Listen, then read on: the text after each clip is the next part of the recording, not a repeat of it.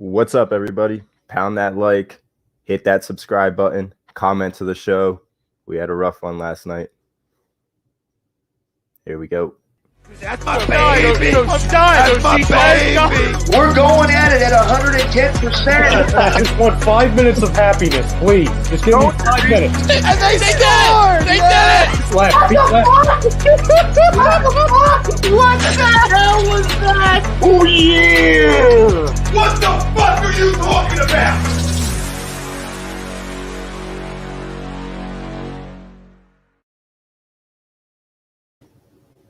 What is going on, everybody? This is another edition of the Phlite Zone presented by A2D Radio, the best in the business. Let's get started on this one. Hawks and Sixers game one recap. Hawks and Sixers game one recap. It was just so ugly. It just choked me up right there. Before we start off the show, just remember the show is brought to you by Body Check Wellness. It is a line of products that promote wellness, balance, and recovery. By using the full potential of hemp, they come in extracts, blends, gummies, and topicals. Use that promo code A2D for 20% off your order. Remember, order at bodycheckwellness.com. Evan will be right with us. He's having a little bit of technical difficulties with his computer. I'm sure he will be on and find some reason to bash Ben Simmons. No, I'm just kidding. He's a logical hater. He's still a hater, but at least he's logical. There's still some people out there that say that Ben and Joe can't play, and I just don't see it. There's so many things that went wrong with last night's game that could have went wrong, that did go wrong. Let's start off with that horrendous first quarter start, which started from the top. It started with Doc Rivers. When you put Julio Jones, I'm sorry, I'm thinking about the Tennessee Titans, the trade. Eagles should have pursued him. They didn't. I know the Sports Hounds were talking about it earlier on in the on the Sports Hounds 5 p.m. to 7 p.m. Monday nights on A2D Radio. Make sure you check them out. They were talking about Julio Jones earlier. Maybe we'll talk about them at the end of the show, but this is going to be full Sixers talk today. Doc Rivers cannot start Danny Green on Trae Young. I understand the whole aspect of they don't want Matisse. They don't want Ben to get into foul trouble. So you start off by putting your third best perimeter defender on Trae Young. The bottom line is Danny's too old right now. Danny is too old right now. I said it in the beginning of the year. Danny Green looked like first half of the year Danny Green. He was bringing me back vibes where I was like, it's time to trade him. And everybody in the company was yelling at me. Hey, look, I'm not going to say I was right because it was one bad game. I'm sure he will bounce back, but I don't see how he can make the adjustment to just do better in a 48-hour time period, 48-hour time slot. Danny Green cannot be on Trae Young to start that game. And that brings me to the poll question tonight. I know on our Instagram we were advertising, should there be a panic button? Are we scared that this is just done? Our season's over after all that? No, I'm not. We don't want to do that poll. Evan and I talked about it. So this is going to be the poll for today because I want to bring in some interesting conversations from you guys in the comments. Matisse Thybulle should start game 2. Agree or disagree? Now, I feel like this is going to be a heavy agree for a lot of people. After saying all that with Danny Green, I think he gets one more shot in the starting lineup come tomorrow. So I'm going to disagree to this poll, but I'm not going to be mad. I'm not going to be flipping my shit. I'm not going to be defending Danny Green like I've been defending Ben Simmons and Carson Wentz in the past. I think Danny Green should start again tomorrow, but there is no reason why Ben Simmons should not start on Trae Young. If Matisse Thybulle isn't in the starting lineup, Ben Simmons needs to be guarding Trae Young. We'll get to the refs later on in the show because it's become a real concern. I've been saying it all year. All year. Ben Simmons is built to play basketball in the playoffs because they lay off on the calls. Defense tightens up, and they don't call tic-tac calls, tic-tac penalties. But that's not the case. It's happened in the Washington series. I thought that was just for them to extend the playoffs so that they can get their extra revenue since they've lost a lot of money over the past year. So that didn't happen in round one. We'll see what we're trying to see what happens in round two, but coming from game one where Doc does put Ben Simmons on Trae Young right away, tic-tac calls. Like, we can't be having this in the NBA. They're losing enough viewers to begin with. They can't be having these soft-ass calls. It happened on Matisse. It happened a few times on Seth. Joe is Joe. He's going to get his money. He's going to get his business. He'll block a shot cleanly. There's no way they could defend that. Yeah, this is exactly why we changed the poll, because I know on the Instagram, Evan and I originally sent out that we wanted to do a panic button poll, but we knew a lot of people weren't going to say that. A lot of people were going to disagree to the poll, saying there should be no reason to panic. And it's true. There's no reason why we should panic.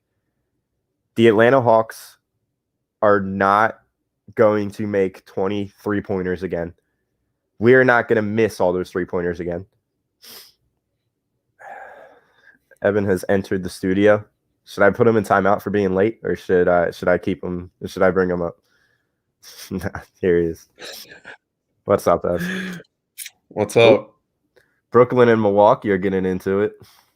118-74. Brooklyn is beating Milwaukee in game 2. Wow.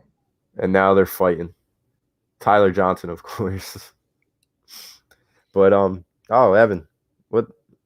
Evan, you're disappearing like Danny Green, bro. Sorry. I'll go back to Aaron. I agree they should start him. Like, I'm not going to fight Aaron. I just feel like Danny Green has too much playoff experience and has played extremely well over the second half of the year to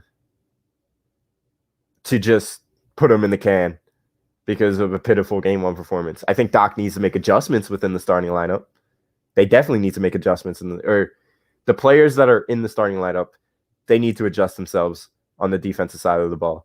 And here comes the Lakers fan himself coming in, trying to rain on our parade. Nets to the finals. Look, I watched this game. I did not watch game 1. I watched game 2 today. Brooklyn's looking good. They got all hands on deck without Harden.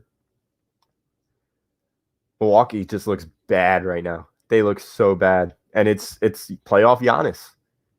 Playoff Giannis trying to do too much. Let's see if this will work. All right, we're going with the cell phone, boy. I'm going with the cell phone. There we go. Wi-Fi gate. They don't want me to be on Wi-Fi gate. Nah, this is all me. My burner's turning you off because I don't want to hear any Ben hate today. Ben Simmons, I don't know. But no, dude. Who would you rather play, honestly? Because I know you probably said the Bucks, but you think the Sixers have what it takes to beat both teams? I think they do. After a game 1 like yesterday, I'm not even going to say a game 1. After a first quarter like yesterday, and then the bench unit coming in to ruin the second half or the first part of the second quarter, I don't know how we could say that we could beat anybody right now.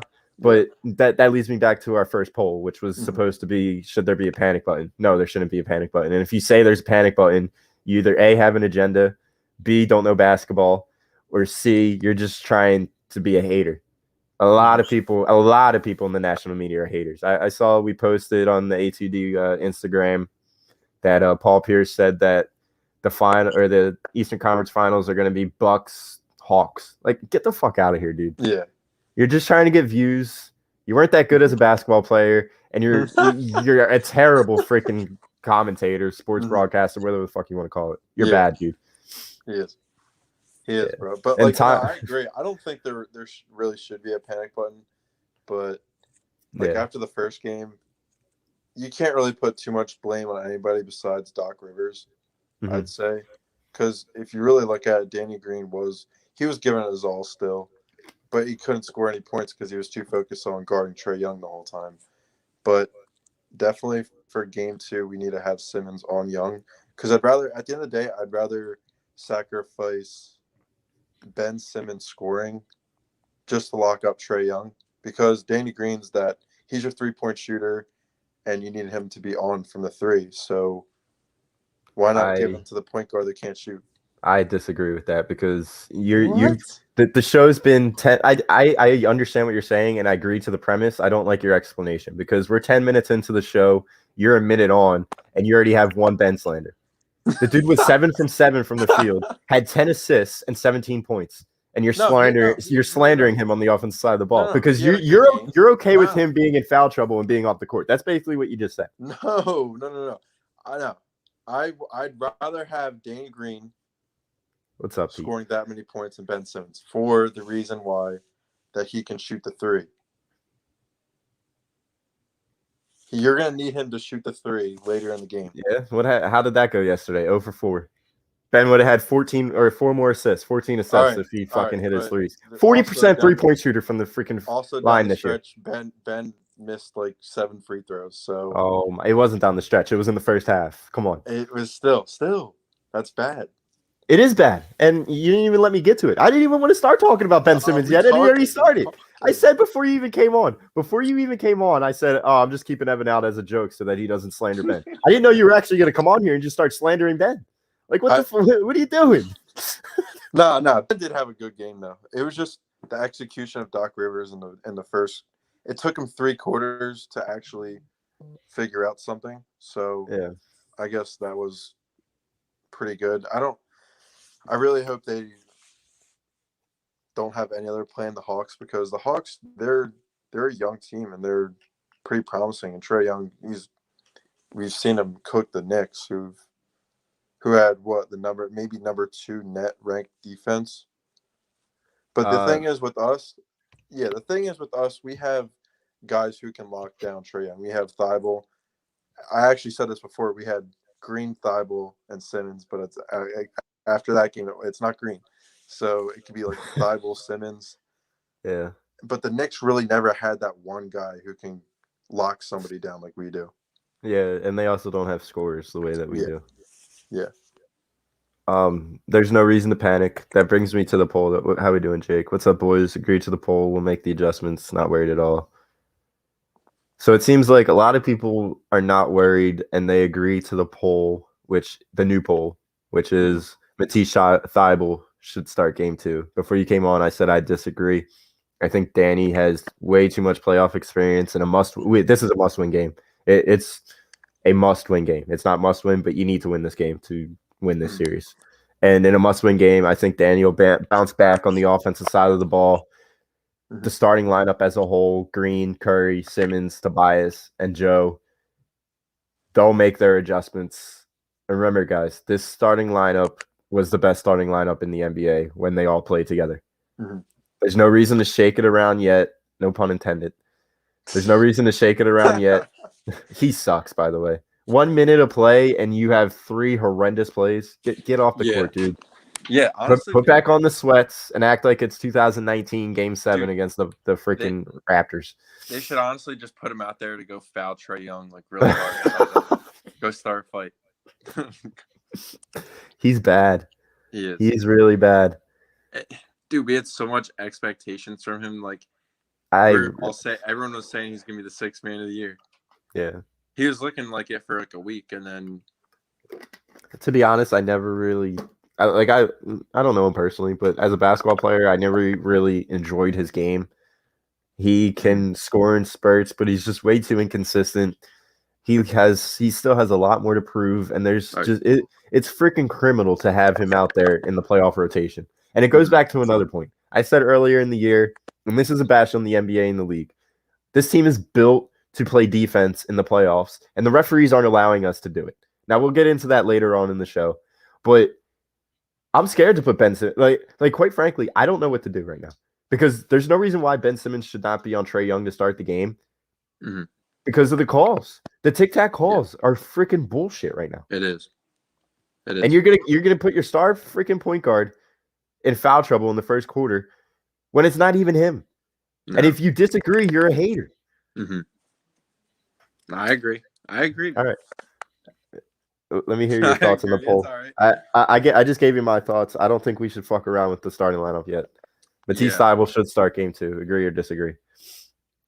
I say disagree for at least if he shows you something and Danny Green has another game like he did I'd definitely consider it. Mm-hmm. But I don't know I'd necessarily say right away, because now that you have Danny Green off of Trae Young, and he's probably going to be on like Bogdanovich or somebody else, just somebody who's a lot less good, I guess. Yeah. He'll just be more focused on his defending that one guy and then the offensive game. So, and whereas Thibault, he's getting better. Like, we saw a couple threes from him the other day in the series before, but he had 10 points. Yeah, he did. He was really the only player that came off your bench that made a difference. I know Maxey came in the spurt. He did pretty well in the second time around that he came in. But the first time he played poorly. The rest of the bench played awful. Dwight Howard gave you nothing. Korkmaz did all right. He gave you a couple shots, but like I said in the beginning of the year, he can't play defense. He never has been able to play defense, and he never will be able to play defense. I told you. I'm gonna do one of the told you so's right now. I knew that this bench wasn't gonna be enough. I knew it, and it's gonna kill us if we get to Brooklyn. Like, I'm not saying we're gonna lose to Brooklyn, but it's gonna be that much harder for us. Was Joe supposed to be on a minutes restriction? Because he couldn't. He played 40 fucking minutes. The whole starting lineup had they were double digits, the starting lineup, in plus and minus on the positive side. And you were down the whole fucking game by 14 points. It was that 17-0 run that the bench had. I think they were looking at him like looking for Joel to only get at least like 20 minutes. But then they're like, oh shit, this is embarrassing. You know what's the most funny thing ever, though? I texted you it. We really had Triple H walk out with Embiid and we lost. Like, is he even from Philly? Or did we just do that because of the thrust of the process? Yeah. Look, it was good and cool, but that was such a cool scene. It would have been that much better if we showed up in the first quarter. Yeah. Because if we show up in the first quarter, we'd knock the door off that team. Mm-hmm. Like, Milwaukee can't come back against Brooklyn without James Harden. Now, I still know that they got Kyrie and KD, but the rest of the role players are pretty pitiful. Like I know they're clicking on all cylinders and they're winning by they're winning by 41 points right now. But I want to see them go against our starting five. I want to see them go against a Matisse Thybulle. I want to see them go against a Tyrese Maxey in spurts. Because we were the best team in the Eastern Conference for a reason. No need to switch around the rotation yet. The starting rotation, that be. And there's no need to switch around the three guys that should be coming off the bench. Maybe four. Yeah, I agree. Definitely. Philly Insider Podcast chimes in, says, Kevin Huerter's face pisses me off. I think I texted in A2D group chat yesterday. Bojan Bogdanović is a new hate to face for me. When he put up that, I was like, dude, this isn't game 7 of the fucking finals. You're not winning anything else. So you could do this all you want. But when Danny Green puts you on those clamps tomorrow, let's see who has the last laugh. Because Danny Green will not be on Trae Young again tomorrow. I guarantee that.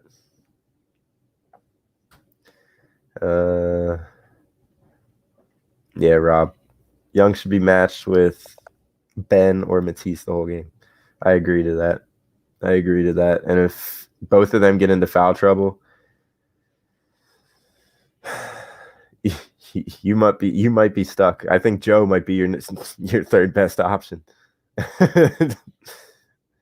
Or maybe switch out to a 2-3. Hope that they don't make their threes. Because if you're in a 2-3, that shuts down the corner threes. That shuts down the baseline threes. It clogs the lane for Trae. So then that only leaves the top of the key open and then the wings. So you got to hope that they miss those threes. Because if you switch to a moving 2-3 zone, that could be a strong possibility. I know not a lot of people are keen on that, but you can't trap for the next 5 games.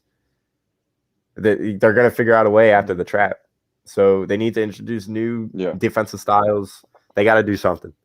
But I think they will. I have faith in this coaching staff. I have faith in Doc Rivers. I have faith in Sam Cassell. I have faith in all those guys that they will figure it out. And we just pray that Joe can stay healthy. We'll talk about that later on in the show as well. Because that's a big question mark. It's a big question mark. Yeah, it's going to suck if you have to rely on Joel from 3. Because we did that last year. We did that last year and we got swept. So yeah. Brian Joseph. Brian Joseph is ready to get roasted.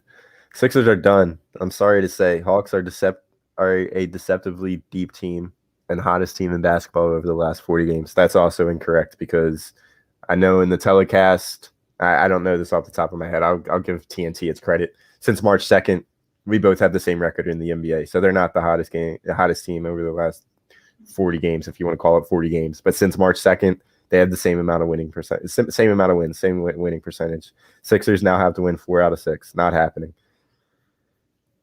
There's so many wrong with that. There's just so many things wrong with that. First of all, the Hawks, if they do shoot 23s again and make 23s again, I'm sorry, then all right, you got me, Brian. You got me. Danny Green will not go 0 for 4 from the 3 and miss 4 wide open threes again. Tobias Harris won't disappear in the third quarter. I'm hoping Ben Simmons will figure out the free throw situation. And Joel Embiid's going to keep on giving you 39 points as long as he's on the court. Yep. There's no reason to think that this Hawks team can beat us. Their starters were in the double-digit negatives yesterday. Mm-hmm. Like, you can't be a deep team if your starters are in the double-digit negatives and you're up by 26 points at one point. And then the team that you're just beating by 26 points brings it to within 2. This isn't the NFL. There is no soft zone defense when you're blowing out a team. It's called having heart.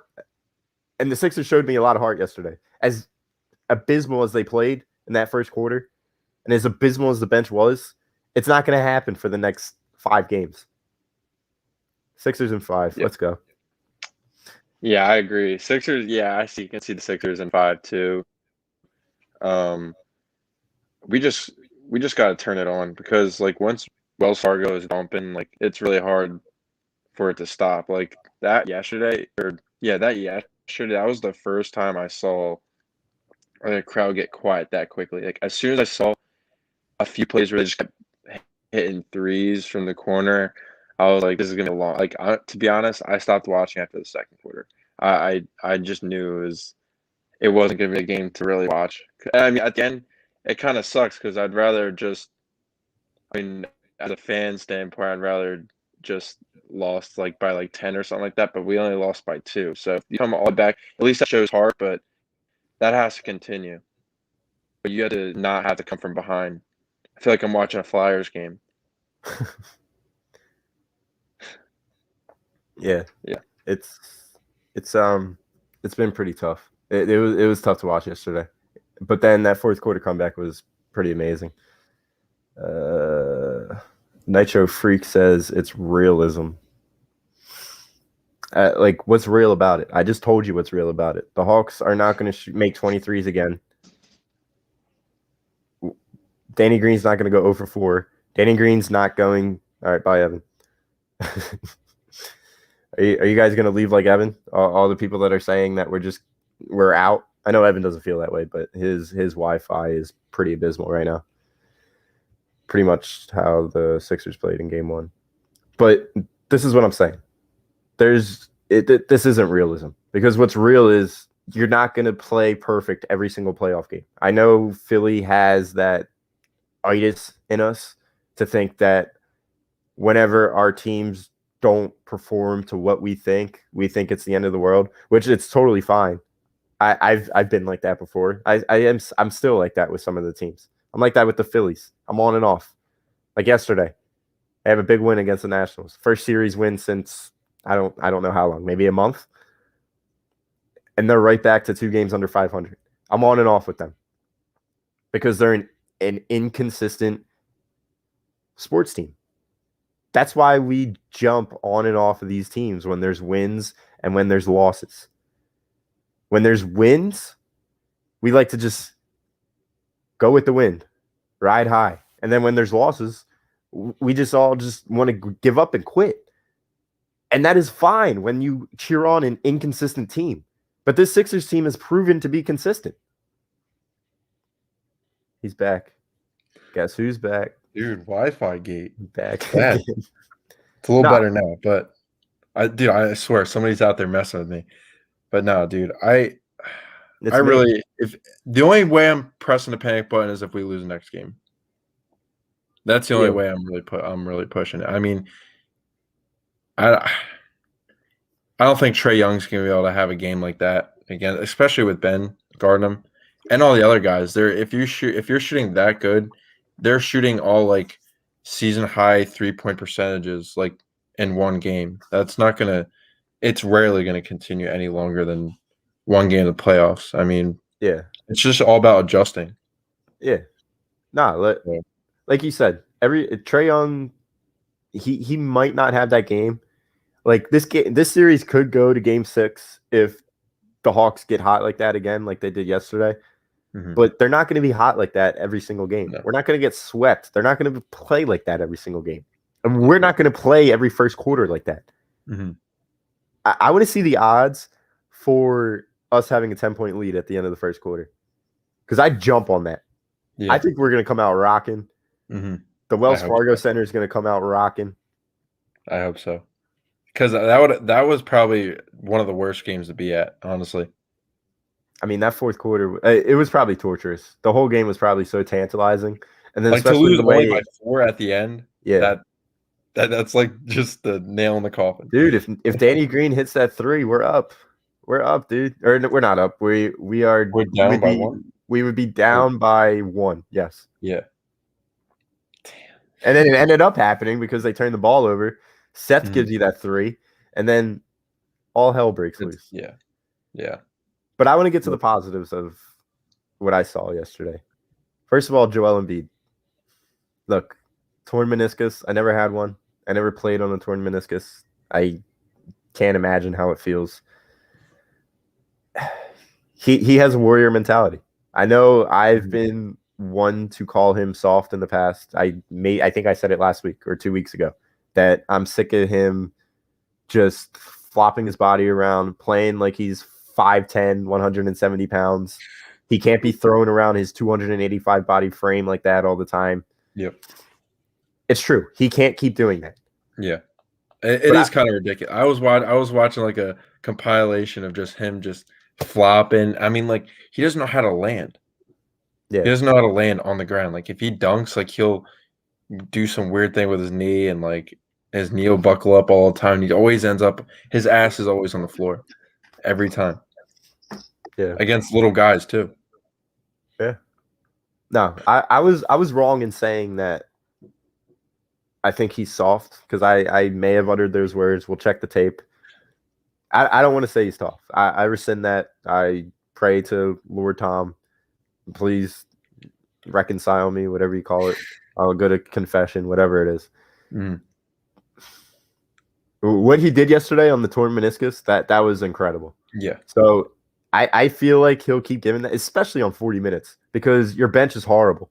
Yeah. So the starters needed to play that much. Yeah, exactly. So I got to say, I feel like Joe's going to keep on playing like that because there's nobody on Hawks that can guard him. So that's positive number 1. You dropped 39 points on a fucking torn meniscus. Props to you, my guy. What's up, Brian? Yeah. Positive number 2. I'll go with Ben Simmons. I'll give Ben his praise. It's like I never do, right? Yeah. Let me get to this first, and then I'll get to Ben. I'm a casual Sixers fan at best. The process years turned me off, but I still pay attention. The super teams room. Yeah, I got you, Nitro. And I understand that. And that's why I feel like you feel that way about this Sixers team. But this Sixers team isn't like all of the other teams that we've seen in the past in Philadelphia. This team is legit. As long as we have Joe, as long as we have Ben, and they're playing together, their win percentage is well over 700. Mm-hmm. So let's keep the train rolling. I agree. I agree. I'm excited. I'm actually really excited to watch this game. It's like they got punched in the mouth. Let's see how they respond. Because like the only thing about this thing though, like Doc Rivers really needs to take notes on this, because you can't have your first game always be just a scouting game and you lose. Like, because once you, that can't happen in the finals. That can't happen because in the finals you're most likely going to play, I'd say I'd say the Suns. Honestly. Yeah. Looking really good. But like if you have that home court advantage, it's really important to step on the gas right away as you start. Yeah. That's gonna be really important going down the stretch. He's got to be able to. The Nets just won 125-86. I would bet money that the Sixers win by 40 tomorrow. 125-86. Like I'm feeling a rout tomorrow. I'm feeling a rout. Maybe. Let me talk about Ben Simmons real quick because there is this one particular play. It started off bad and then it got really good real quick. Like it got so good that it was like weird. You turn the ball over. Ben Simmons turns the ball over in transition. Throws a horrible pass. The Hawks turn right around, and there's an alley-oop in I don't know if anybody remembers this play. I don't understand how you can't remember this play. They throw an alley-oop to John Collins. Ben travels like a fucking gazelle from half court to block down. Like it was LeBron-esque in Game 7 of the finals. that chase down block to ruin the alley-oop. And then Danny Green comes back, misses a 3 on the possession. Somebody gets an offensive rebound, hands it off to Ben. He slams it. I want to see the sports science on how much ground he covered, how fast he went, and how much ground he covered. He probably took like 5 steps. When you were like, I was watching some like crazy thing about like the NBA, and it was like Giannis. He took like, I think it was like 3 steps or something like that for him to get to like half court, like just 3 long ass strides. But no, it's crazy. Ben is one of the fastest players in the league. Oh yeah, definitely. And he wins every single fucking jump ball. There's no reason why Ben should not be jumping. Yeah, like he should jump every single one. He should jump for Embiid. Is Embiid doing jumps or no? Yeah, he is. But Ben should why not Ben have Ben definitely be the center to start the game. Why not have Ben out there? I mean, I'm telling us right now. Dude, you need to email somebody. We need to get Daryl Morey on the phone or somebody. Daryl Morey. Coach Brown. Call Coach Brown up. Do not start Matisse Thybulle and have Ben Simmons jump to start the game. Yeah. Difference. Hawks bench killed Sixers bench. Doc cannot put. I 1,000% agree, Marky Mark. 1,000%. There's no reason why Shake Milton should see the floor. Furkan Korkmaz should only see the floor if we need. Like I was okay with Furkan coming in yesterday because we needed a spark, and he gave us. I don't know how many points he ended up with. 11. He gave us some. He gave us. 11. Yeah, he gave us some. It may have been 9, somewhere around there. But he gave us points because Danny Green wasn't giving us points. He hit 2 big threes, but in which the 1 3 is just another one of just Ben Simmons' incredible floor general, court vision, whatever you want to call it. Just he directs somebody to the opposite side of the floor, points it out. He points it out, getting ready to pass it, and no look pass to Furkan, wide open on the wing, bang, all kind. Yeah, it's. I also do want to see. Maxey took a few 3-pointer. I do not think he made any. I'm not really sure, but I do want to see a little bit more Maxey next game, just for like for the sake of this round, and if we get past next round, so like on the Nets, because would you, if like somebody went out, would you have Maxey on Irving, just for like the wait again? If we go, wait, say that again. Are we saying the Nets? Or are we saying the Nets? If we if we play the Nets, would you? Yeah, he just needs to move his feet better. Like he's quick and all, he's fast and all, and he's definitely improved himself since the beginning of the year on the defense side of the ball. Definitely. But yeah, if it needs to go that way, then sure, I'm down. Yeah, I'm down. Yeah, because I mean, did we say that that's going to be Curry guarding him? No. See, I thought Green was on Harden. So yeah, after what I saw against Ice Tray, I don't know who Danny Green's going to be guarding. He might be stuck with Joe Harris. Oh no! But yeah, we'll get to that. We can talk about that now. Okay, who cares? We're going to get past the Hawks, so there's no need to worry. But We have G Herbo hating on a Twitch, so that's cool. Yeah. I'm sorry. Who uses Twitch anymore? G Herbo. But okay. So when we go against the Nets, Curry's probably going to have to go on Joe Harris. Yeah. Maybe. I feel like Curry's going to have to go on Kyrie. Well, here's Joe Harris is 6'7". Here's my thinking. Joe Harris can maybe beat you off the dribble, but I think Curry can handle that. I want to start Joe on KD. Put Joe on KD. Put Ben on Harden. And then put Danny Green on Kyrie. And if Kyrie starts to torch Danny Green, you flip-flop it. Because both of them can't be hot at the same time, you know?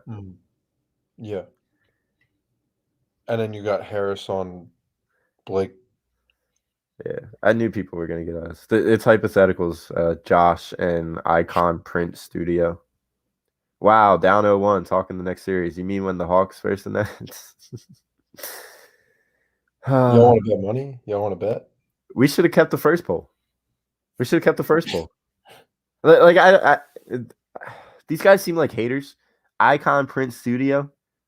I don't know if you're a Sixers fan. I can't see why. Like you probably lose your Sixers fan card if you're already saying that we're going to lose this series. This is just hypotheticals. I laid it out in the beginning of the show. I laid it out 4 times in 36 fucking minutes. The Hawks are not beating this team. Yeah. You mean the Hawks? There's no way. They're so. Did the Hawks even make the playoffs last year? No. They're a new team. Okay. So he's just an excited Hawks fan. So there was a comment earlier in the show. I think it was Philly Insider that said it. It's probably disappeared by now for us. But they were saying that the Hawks were celebrating like they just won the finals. Look. I'm all for you, bro. I didn't know if you were like a sad Sixers fan, like a hating Sixers fan. But if you're a Hawks fan, that's fine. But you guys aren't going to win another game. Maybe you play like you played again yesterday, again, maybe. But you're not winning this series. No. I want to put that on the airwaves now. Sixers in 5, maybe in 6 if you have another game like that. But there's no chance. No. Yeah, I agree. I think it is Sixers in 5. Everyone's saying, "Oh, Philly." We all knew Philly were a bunch of frauds. They're out. Yeah. Philly Insider, you're completely right. You spit. I'm talking about that comment and the Atlanta Sports comment. I think we're gonna have to bring Shake off the bench if TLC's lighting us up. I don't know. I feel like a Ferk TLC. Oh my gosh, that would be crazy. That would be better than Logan Paul and Floyd Mayweather. Yeah. No, that would be like Jake Paul and Logan Paul fighting. Yeah, that's true. Oh gosh. Yeah. Mr. Wing just had a great comment. I'll come to that later. I wanted to get to this. If the Hawks win the series, Doc should get fired. To me, that's inexcusable. Yeah, if the Hawks win this series, it's going to be pretty bad. Changes will have to be made. But let's not even bring that bad juju in the air. Because it's not going to happen. Yeah, there's no way it happens. But let's not get too carried away. These Hawks fans are a little happy. It's all right. They're celebrating like the Knicks did after Game 2. Yeah. It kind of reminds. I wasn't alive when it happened live, but I've watched all 5 games of the 0-1 finals. It gives me vibes like that. Like the Sixers went into Game 1. The Sixers fans went into Game 1 thinking, well, it was a good run, but there's no chance that we could beat Kobe and Shaq, all those boys. And then Game 1 happens, and we're celebrating like it's 1983. That's exactly what the Hawks did yesterday, going into today. Or early, what they did Sunday, going into today. They're lucky if they get to Game 6. They're lucky. Yeah, they are. I mean, I could potentially see one winning one at home, maybe the Game 4, or Game 3. Honestly, I just don't see us losing to the Hawks. I feel like it's We can't. And another thing that I'd want to say is we're not Brett Brown coach teams. We don't lose on the road like we have notoriously done over the past 4 years when we've actually been like a decent basketball team out of the process years. Like we were atrocious on the road. It's a lot has changed. Ben has gotten experience. Joe has gotten experience. Danny Green has been to wars. Seth Curry has been there. Tobias is getting 1 year older. You got Doc Rivers, Sam Cassell. You got all those boys on the coaching staff. You got Daryl Morey, who knows how to manage a basketball team. This team isn't going to lose to this, and the Hawks are going to be good for years to come. They will. They're a young basketball team, but this is not their time. They kind of they give me vibes of the Sixers team when we had Bellinelli and Irsan and JJ Redick. And we lost against the Celtics. And those vibes. It's not the same way that we play. It kind of is, if we want to think about it. But they're not ready. They're not ready. Yeah. Yeah. The players need to play. The Philly players need to play with a chip on their shoulder. They really do. Because we can't lose again. That was just embarrassing. Yeah. Especially imagine spending like $300 on tickets and then just absolutely watch them shit the bed. Like, that's embarrassing. Yeah. I want to talk about this. Bill has no hope when we make it to the Nets series. Nets will win in 5. I mean, if Joe's out, they win in 5. But if Joe's still playing the way he is now, look, the Bucks stink. You can't. I might get a lot of heat for this hot take that I'm about to put up. But what? This is 3-4 years in a row now in Giannis's prime. Oh no, he ain't built for it in the playoffs. Yeah, no. He needs a better sidekick because he can't do it alone. I bet you Bradley Beal's gonna end up there. That would be interesting. It would be. That would be interesting. Or Dame. If Dame's there, then we're in trouble. If Dame, like little like unpopular cities, I'm not gonna say Portland's like really unpopular city, but like small market. I want Dame here. I want Dame here with Ben and Joe. We can talk about that in the offseason. I can't even wrap my head around that. We could talk about all that in the offseason. But I'm still not afraid of the Bucks if they have Beal. We saw what Beal does. He can't shoot. And he was playing hurt. Oh, he was playing hurt. But Joe was playing hurt, and he dropped 39 points and almost fucking beat a team that could not miss. They're built in the famous words of Snoop Dogg, those motherfuckers don't miss. Bill, I can't go into the Eastern Conference Finals thinking that way. I can't think about it that way. I'll take it game by game. I'll take this series game by game. I'll predict that we'll win in 5, maybe in 6 if the Hawks have another game like they did on Sunday. I'm going to take it game by game, and if my prediction holds true and we do go against the Nets in the Eastern Conference Finals, there's no chance in hell I'm thinking that way. Don't even think about the Nets. They win in 5. They're winning it all. You get what you pay for nowadays in this age, just like the Celtics Big 3 did. I mean, the Warriors didn't. Before KD went, they got their ring, and they built it the right way. Who's to say we're not we're not modern day Warriors? Can be. We could. We very well could be. I mean, we do have the best shooter of all time as our point guard. So I just had a heart-to-heart moment with our fans. Then there's your second Ben Slater. 43 minutes into the show. You've been talking for about 23 minutes of it. Or you've been on air for about 23 minutes of it, and you have 2 Ben slanders. Dude, it's Ben in my backyard messing with my Wi-Fi. Should be in the gym right now. What happens more often, Ben making a free throw or you slandering him? I think we're even. I think we're even. I don't know. Oh, Atlanta sports teams know how to blow. That's low. That's so low. That is a low blow, Philly. We did have Hawks fans in here too. Yeah. Wow. Yeah. Yeah, I saw our Hawks fan comment that they are the hottest team in the NBA right now. Hawks are not hot, but they aren't that. Hawks are hot. Other than that, they aren't that good because Josh comes in, our Hawks fan, which we appreciate you joining the show. It takes a lot of guts to come onto a Philly podcast with all these guys in the comments getting ready to roast you. And us ready. It takes a lot of guts. Best record in basketball since McMullen. Not a fluke. 28-3. That's all I got to say. 28-3.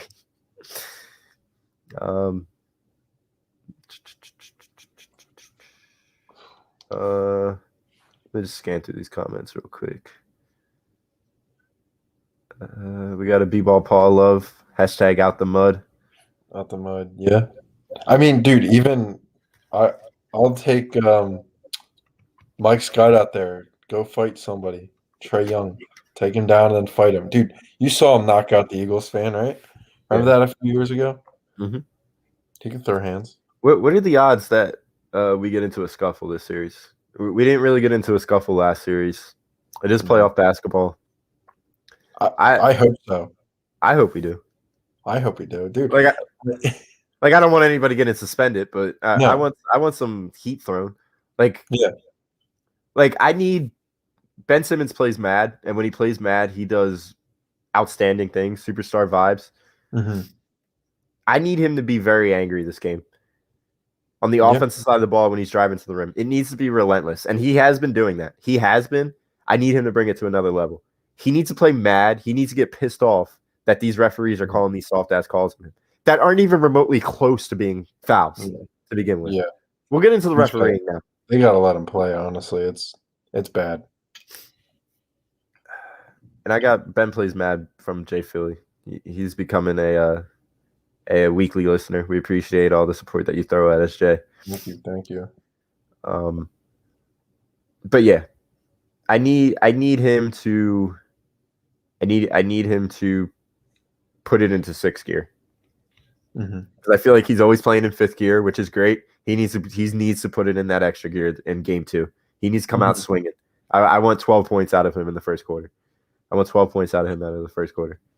I feel like it's more just you got to do that the whole game, Ben. You got to you can't pull a disappearing act in the third quarter or the second quarter because he has games like that. He'll score 10 to 15 points in the first quarter, and then where is he after that? Benny's Nation. All right, let me start with Bill because the last 4 comments are really great. Also, how we doing, Chucks? Agree to the poll. No need to panic. Sixers were never going to sweep. Adjustments will be made, and the Hawks aren't going to shoot as well as they. Yeah. Chucks took the words right out of our mouth.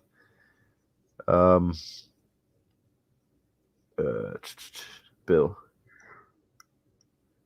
I'll answer Bill, and then you'll answer Benny's Nation. Who do you think the best player in this series is? Trae is not the best player in the series. It's not even close. Bro, you could take it game by game. That's fine. They're not getting beat, period. You just can't cover all 3 of them. They destroyed the Bucks.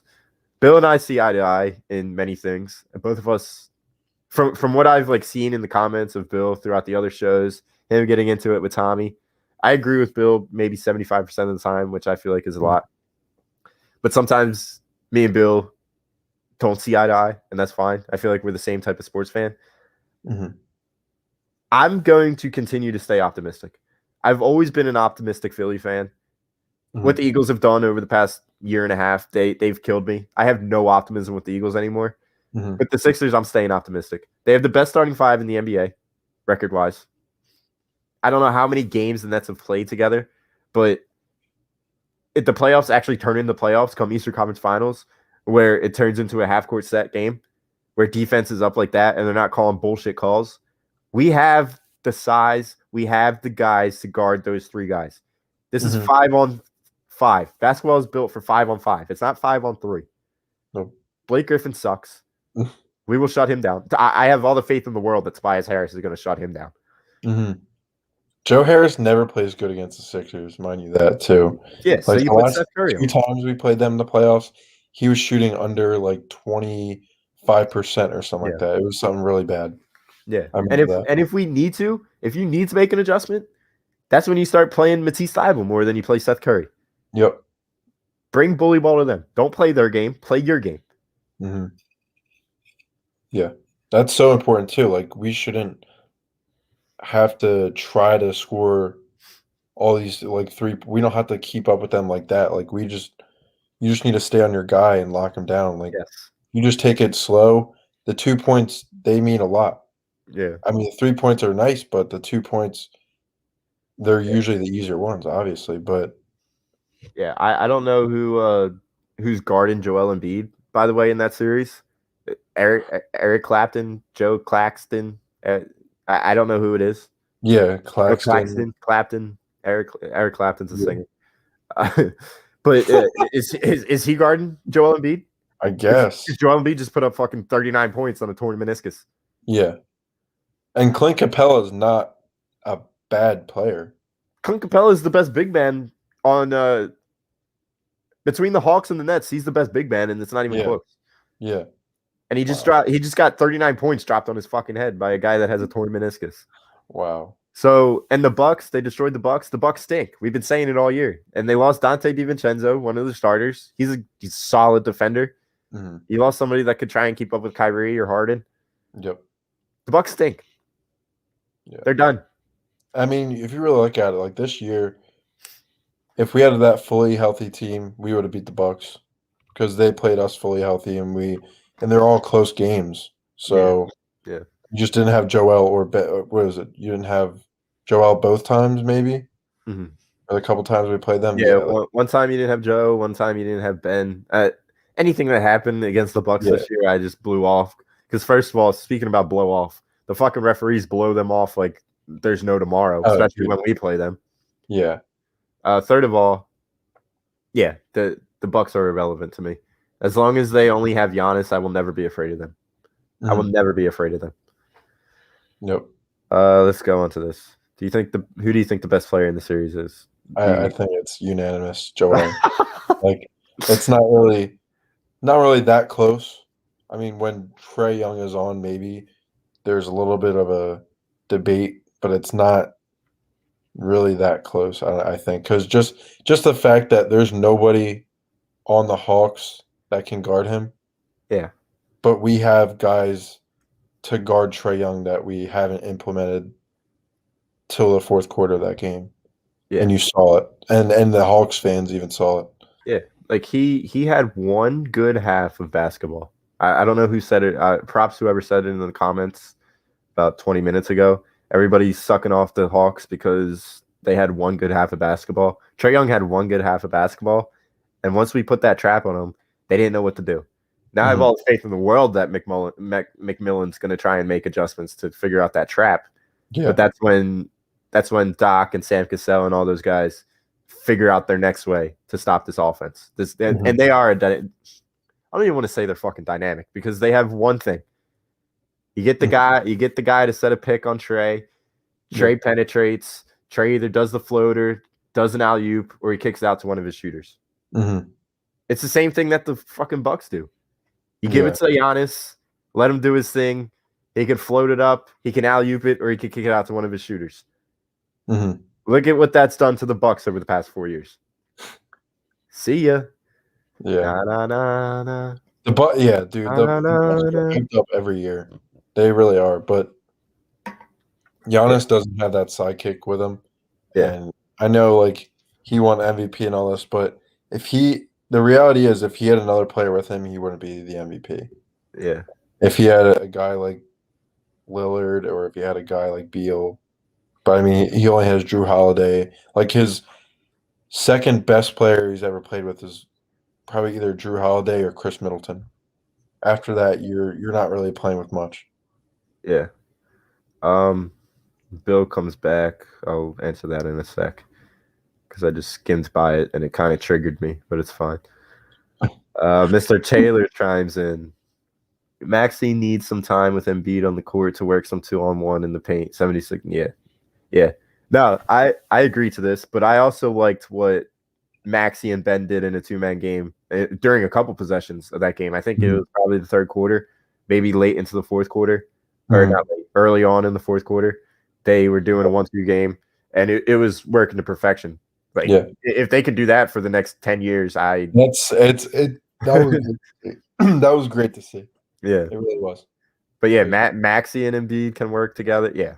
The Philadelphia 76ers, if they do squeak by this Eastern Conference, I think they could beat any team out West.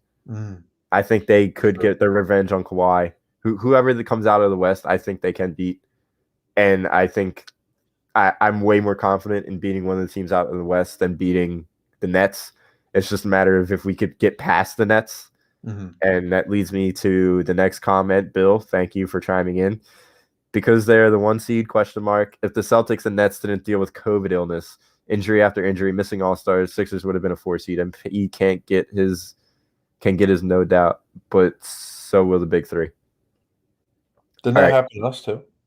Didn't we have to deal with COVID? Didn't we have to deal with go off, Evan, because you took the words right out of my mouth. Go off. I was just asking.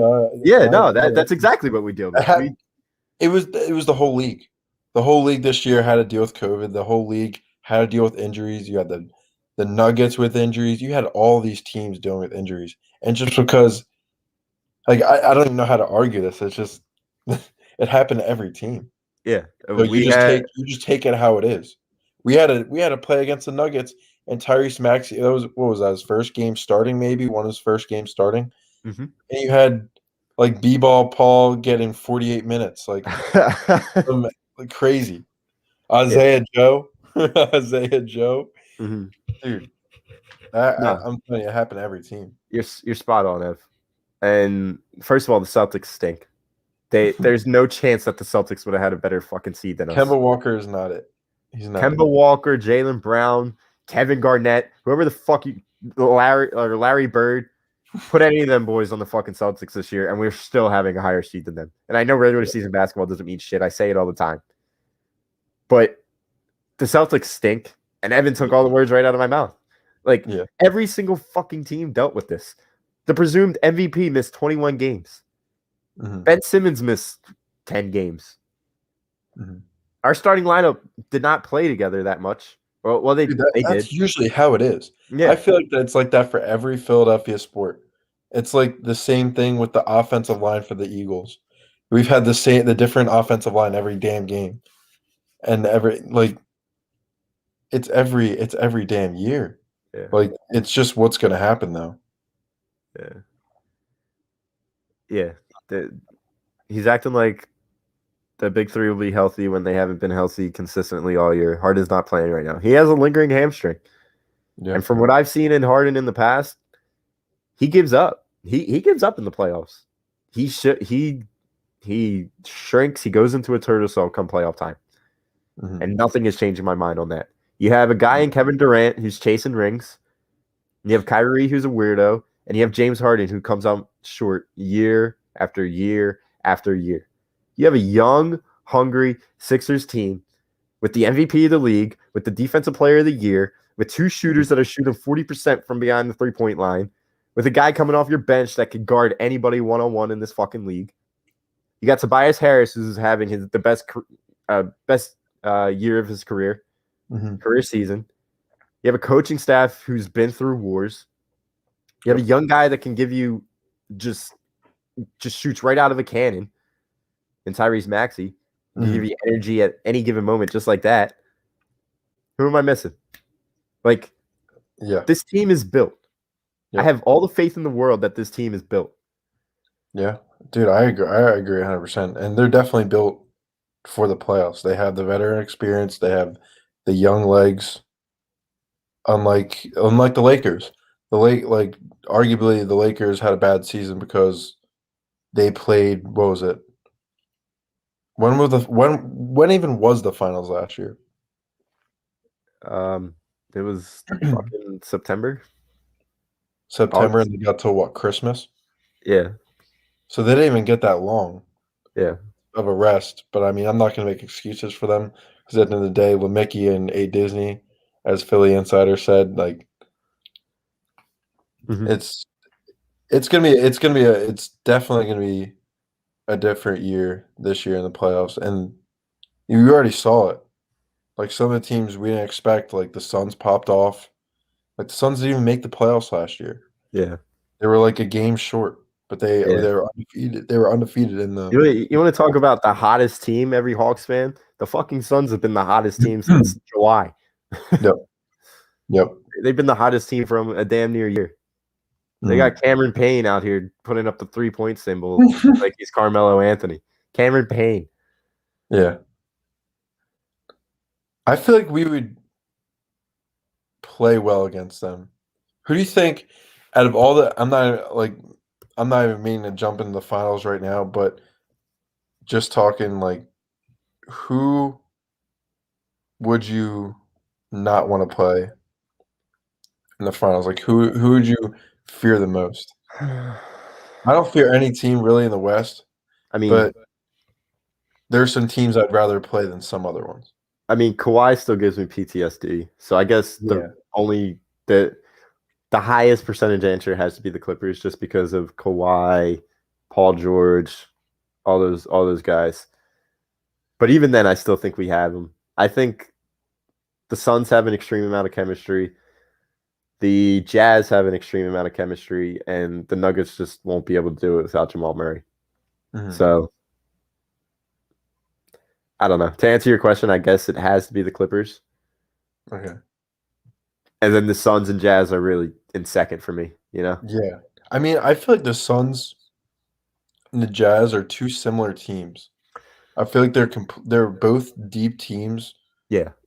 But the Jazz have kind of an older team. Well, yeah, that's what I'm about to say. But they have all the veterans, whereas the Suns have the younger guys who don't have that experience, but can turn it up if they have to. I think the Jazz are an exact replica of the Hawks, only they have playoff experience and they're much older.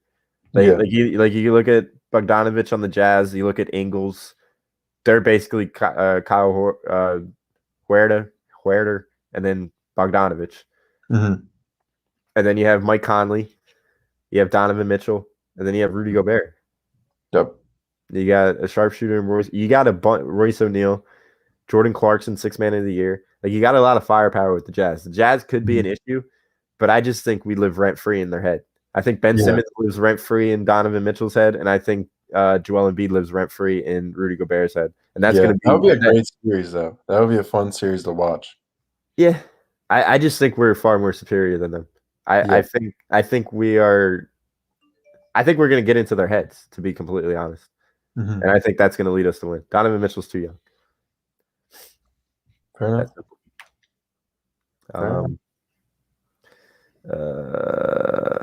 Benny's Nation chimes in with the Suns. And what's up, Marky? Marky's always bringing in good points all across the shows on A2D. He's saying Celtics should trust the process. Marky, it's a 7 o'clock start tomorrow, right? 7:30.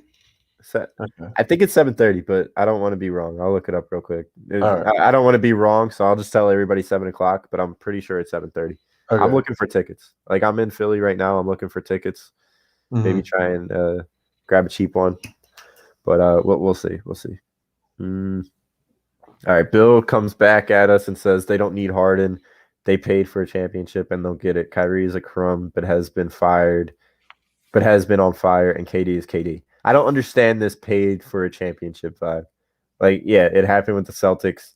It happened with the Warriors, if you want to say the Warriors, but they were already built before that. Yeah. They're just adding pieces on what they already have. Yeah.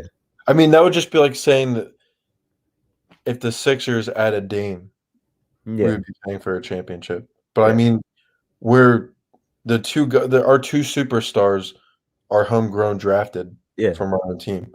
They're not all sent over at one time from either the Warriors or the Rockets or the Celtics. Like, it's like even the Celtics situation, dude. Like, they already had Paul Pierce. They had Rondo.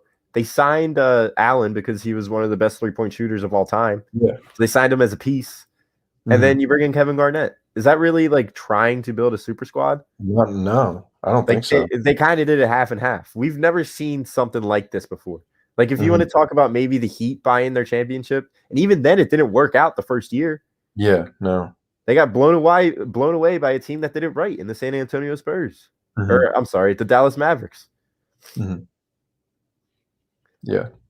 I feel like that we can kind of have that vibe, that Dallas Mavericks vibe against the Nets. I think so too, dude. Because Joel Embiid, at the end of that, Joel Embiid is like Dirk. He is. He really is. Like a Dirk vibe, yeah.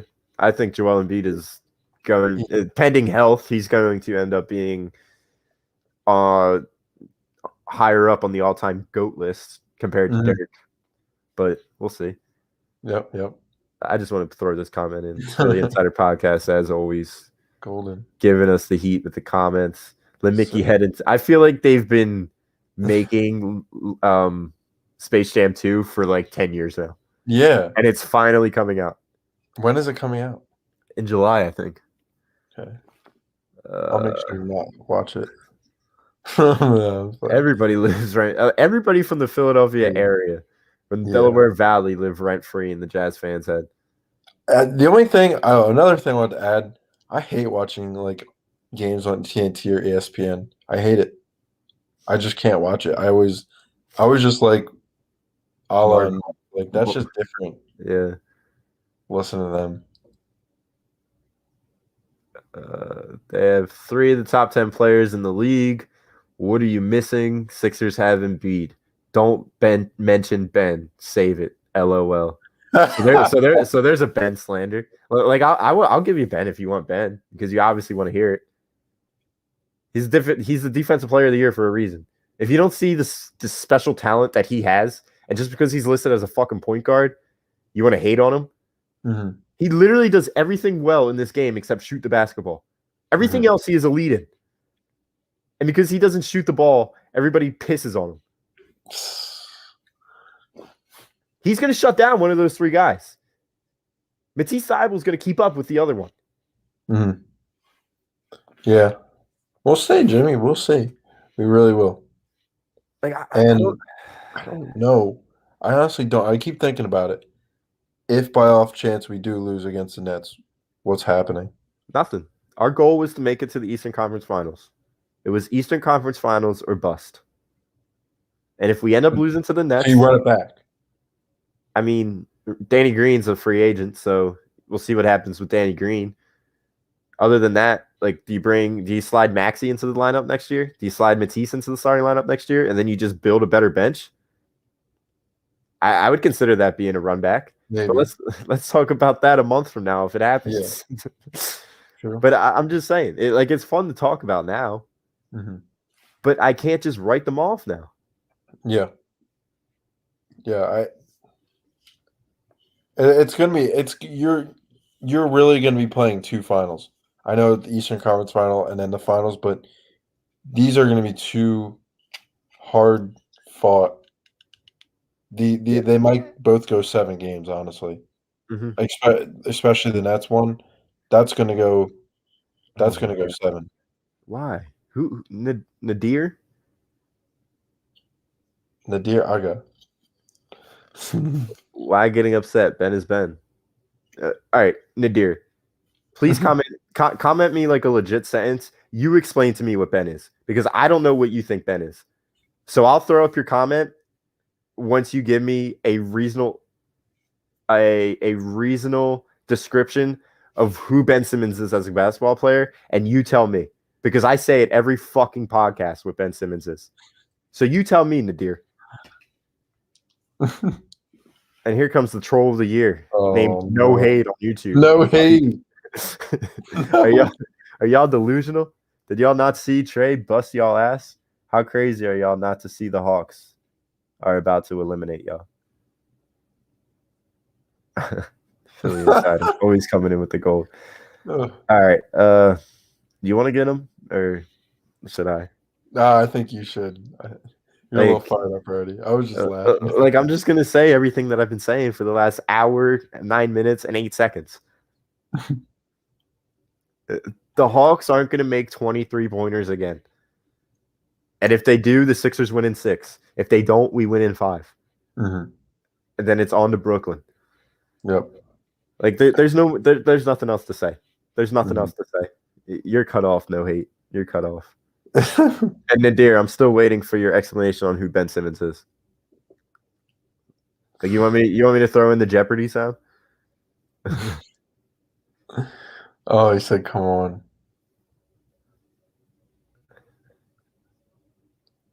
Oh, Bill just came with some heat. Bill just came with some heat. Hey, yo.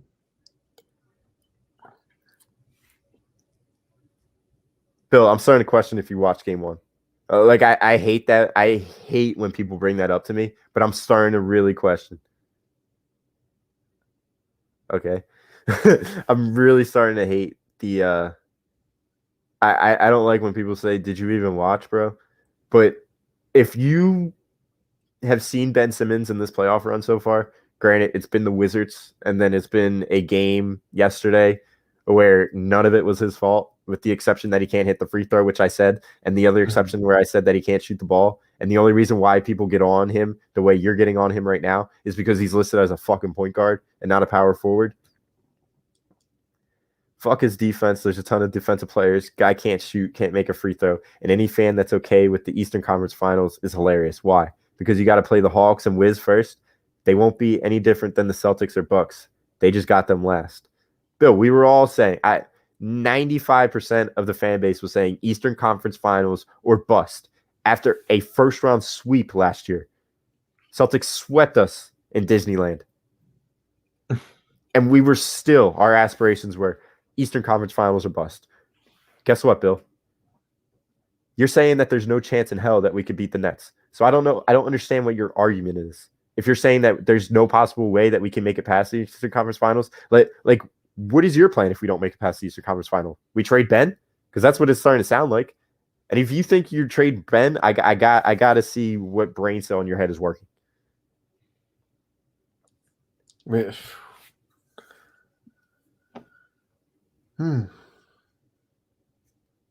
Damn. Because, I mean, at the end of the day, you are not going to outscore the Nets. You're not going to outscore. The only way you're going to beat them is if you beat them on the defensive side. If you lock them down to where they're not able to score 120-plus points per game, I mean, they're not a good defensive team. They're not going to lock Embiid down. They're not going to lock necessarily anybody on our roster. The only thing is Sixers got to play their game against the Nets game, because the Nets game, defense wins championships. It really does. And if you can sacrifice some of that defense to not have as much offense, you know what I'm saying? Like, yeah. Billy Joel. But man. I'm still waiting for Abriel's comment. It happens every stream at like the hour and 35-minute mark. Where's your girlfriend's comment? Nah, she's not here yet. I don't think she's gonna be. She's on a vacay right now. Oh, Bimmy. Or a staycay, whatever you want to call it. Bimmy.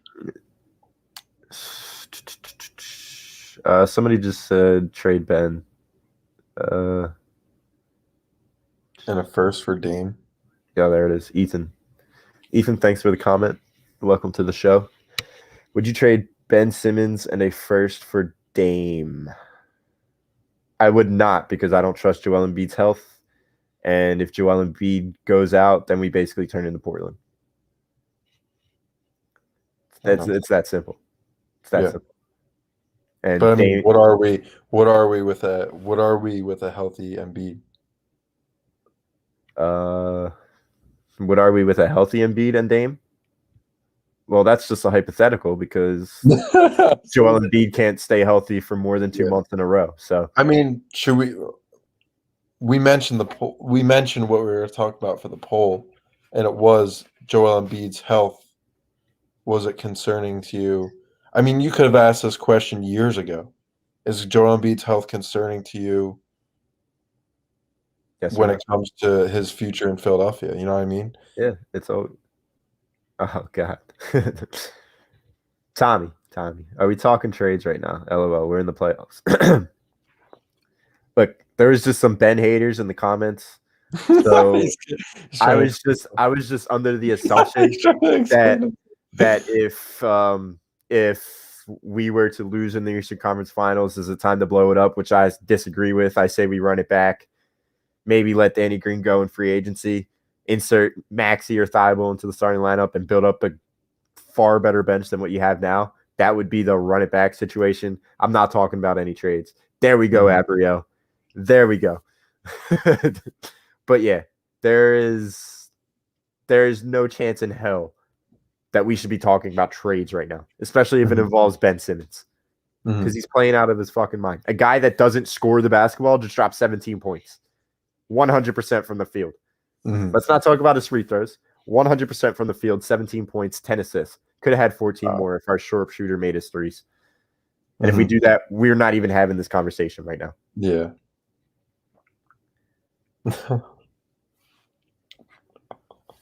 Everyone's gassing me up in the comments. I'm still like, no hate. I know that I said I wasn't gonna do like show you anymore, but like this is just Ben gave you all he had. Hawks still beat you. Why are you talking about the Nets? You have no answer for the Hawks.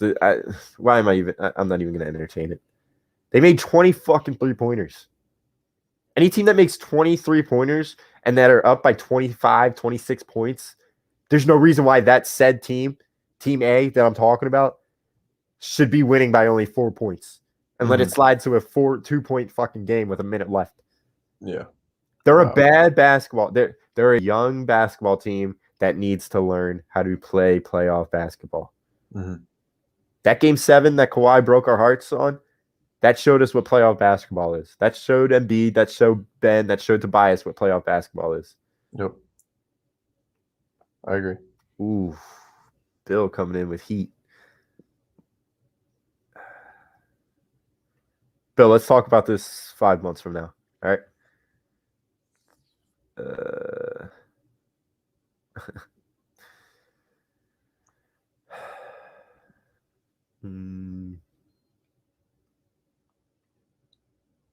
Wow, Tom coming in. Nets and Bucks will go to 7. Watch, LOL. I mean, we'll see what happens in Milwaukee. I say Nets and 5, honestly. I say maybe 6. Maybe 6. Yeah. I don't know. It just Giannis can't do everything himself at the end of the day. I mean, they don't really have a guy that can guard Giannis either. I feel like that's the argument that people are making. If you just let Embiid do his thing, and it's at the end of the day, like for that series, the Nets might just make Embiid do what he does every day, every damn game. But it's you're really gonna rely on Ben, your sharpshooters, and Tobias Harris. Yeah. All right, let's take a little pause on the conversation right now. Let me introduce you guys to A2D memberships. $9.99 a month, guys. $9.99 a month, and you get all of this. You get appearances on shows, members-only streams, shout-outs, and weekly sports picks from yours truly from the Money Pot podcast. It's only $9.99 a month. It'd be a great way to support the show, support A2D as a whole. Please give us some consideration about the little A2D membership. Remember, that's perks including appearances on shows, members only streams, shout outs, and weekly sports picks from Money Pot podcast. Give us a look, guys. Yep. 20% off A2D gear as well. Yes, sir. Yes, sir. Let's get back to the conversation at hand, though. Trae Young had one good game. I'd call it more of a half. He is a streaky player. I know the Sixers understand his game. There is going to be a different outcome. My name is Trent, and I approve this message. Thanks. Thanks for the message, Trent. Yeah, everything you said is spot on, only from the fact that you said he had a good game. He had a good half. Once we put the trap on him, he didn't know what to do. And he throws that ball away like it isn't his baby. He needs to start guarding that ball like it's his baby, and he doesn't know how to do that against our length, against our size. Paul, like he doesn't know how to.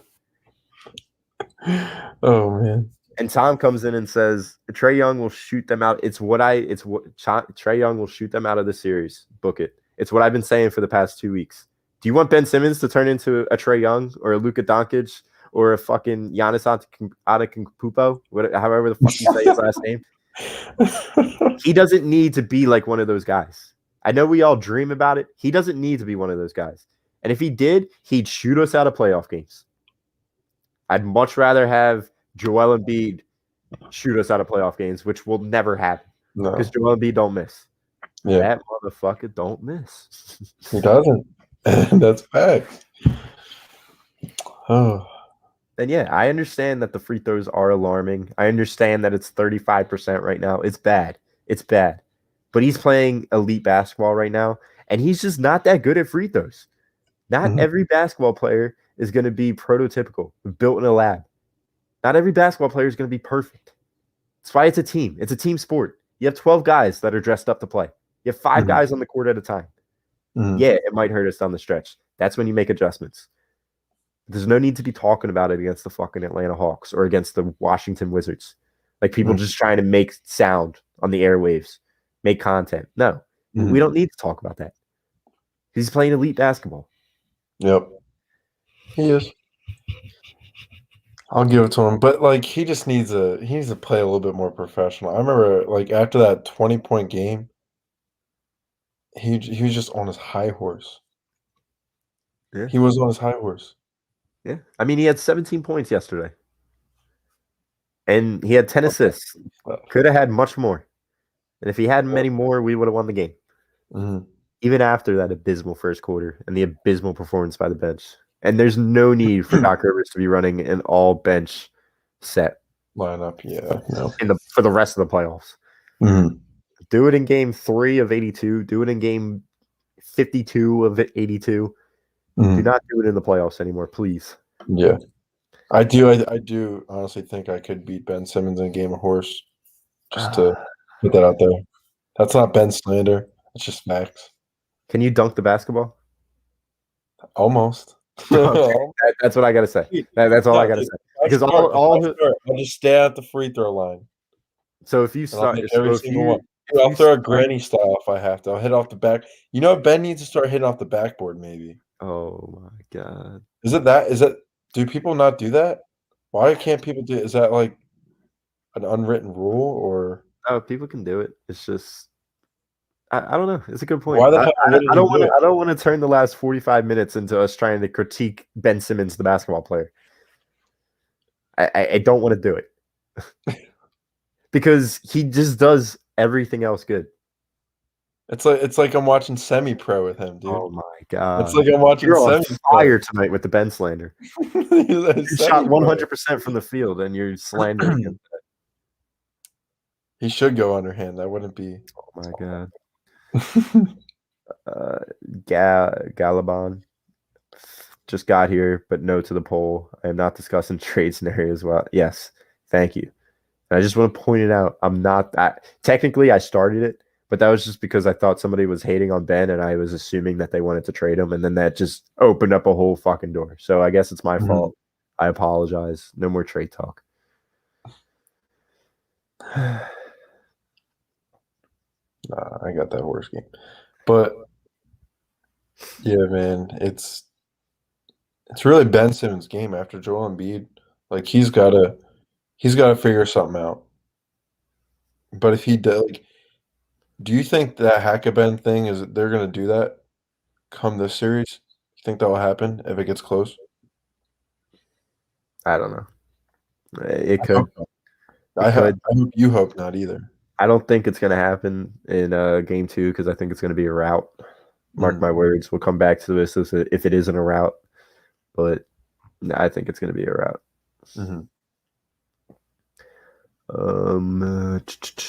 Another troll job by No Hate. Bill, could I get some optimism? Can I please just get some optimism? There's nothing else I can do or say to try and convince you. Just try and stay a little optimistic, my guy. Please.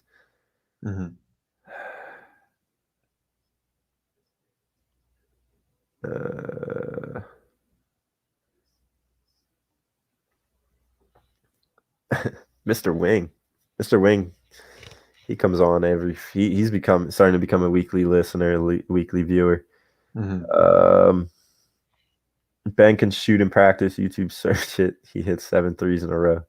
Yeah, let's see if he can do it in a game because he's still not looking at the rim when he has 5 feet in front of him He's still not even looking at it when he gets to the top of the key. And that's a little frightening. He might have to do that against the Nets. He might have to do that against the Clippers or the Jazz or the Suns. But, yeah, we'll see. Wow. No, I didn't block you.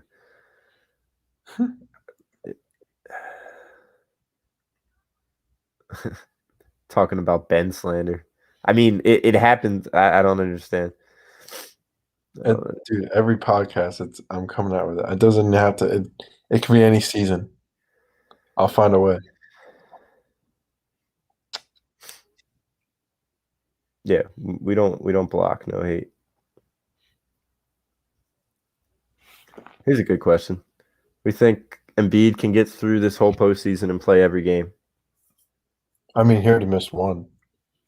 So, I mean, through now and the end, probably not. I'll tell you one thing. If he needs to take off, it better be against the Hawks, because you can't be taken off against the Nets. You cannot be taken off against the Knicks. I'd say if we're up 3-1, coming up to game 5, and he needs a little rest, give it to him.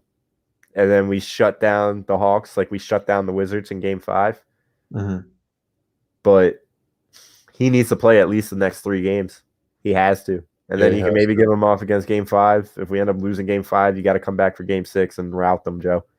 Yep. But if he gets through this Hawks series without missing a game, he'll get through the rest of the postseason run. That's my prediction, P-Mac. That's my prediction. Yeah. Yep. Will coming on from YouTube now. He was just on Facebook. Now he's on YouTube. There's many different ways you could be watching us right now. YouTube, Twitch. Give us a like. Give us a like. Give us a like. Give us a follow. Give us a comment. Give us a subscription. Give us whatever you want to give us.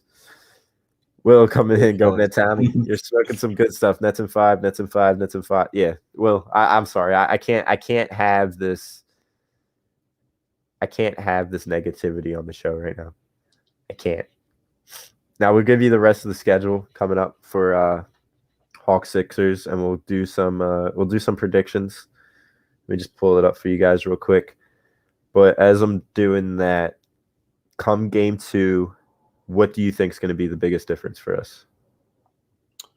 I think you're agree with this one too. I think the biggest difference is just who's going to be guarding Trae Young.